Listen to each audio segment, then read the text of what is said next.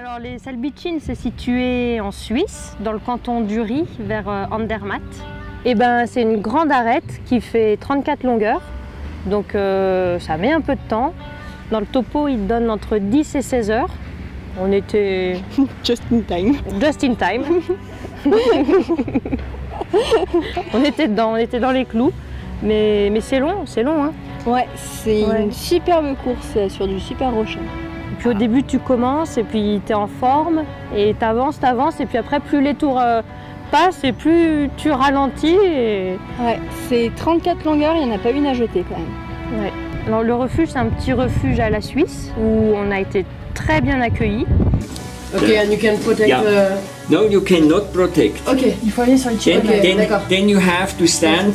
Then you think, oh no, down it's okay, not and you good. go on the right. You go to the right side, and then you see the next one, and it is not difficult. Ok. Alors on est parti à 3h30 du refuge, et parce qu'il y avait à peu près 1 heure de marche d'approche. On a fait un véritable hold-up. On est arrivé 5 minutes avant que toutes les cordées arrivent. On a fait un peu la pression parce qu'il y avait quand même toutes les cordées derrière. Et donc on grimpait par bloc et on a bien avancé la première tour. Du sommet de la première tour au sommet, et c'est encore un peu long, il reste encore 3 tours. Donc la seconde, c'est celle qui grimpe le plus, avec 2 superbes longueurs en fissure, avec quelques pitons à protéger, pas mal quand même.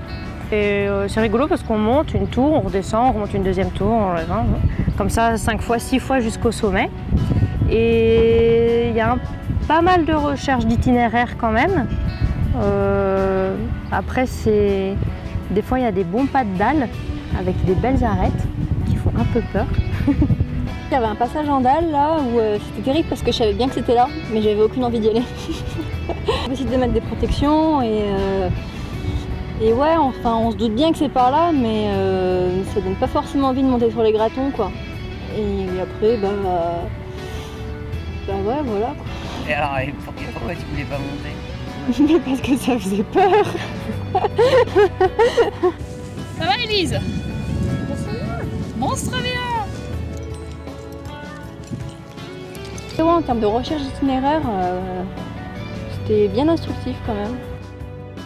Et le sommet, c'est vraiment une espèce de petite pointe où on tient juste debout dessus et s'il y a trop de vent, on tombe.